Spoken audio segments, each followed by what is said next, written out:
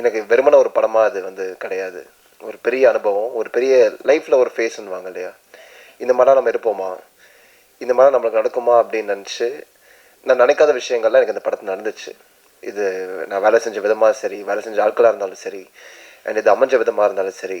நாள் வந்து போன ஃபெப்ரவரி மார்கன் ரிலீஸ் ஆகாத நேரத்தில் வந்து விஜயானி சார் வந்து எனக்கு சொல்லி இந்த மாதிரி கணேஷ் சார் வந்து இந்த மாதிரி கதை வச்சுருக்காரு, நீ ஒரு அடி படிச்சிரு அப்படின்னு சொல்லி கொடுத்து அவரும் சைமல்டேனியஸாக படித்து இது வந்து இமிடியேட்டாக அடுத்த நாளே வந்து ஓகே பண்ண ஒரு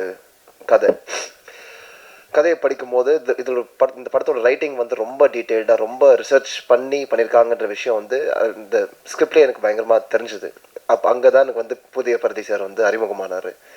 அண்ட் அவர் வந்து அவரோட வாழ்க்கையில் நடந்த அனுபவங்கள் அது எல்லாத்தையும் தொகுத்து ஒரு படமாக எழுதி எனக்கு ஒரு சில விஷயங்கள் அந்த படத்தில் பார்க்கும்போது சரி எங்கே எல்லாம் ஒருத்தருக்கு நடந்திருக்கும் அப்படின்னு கேட்கும்போது அவரோட வாழ்க்கையில் நடந்திருக்கு.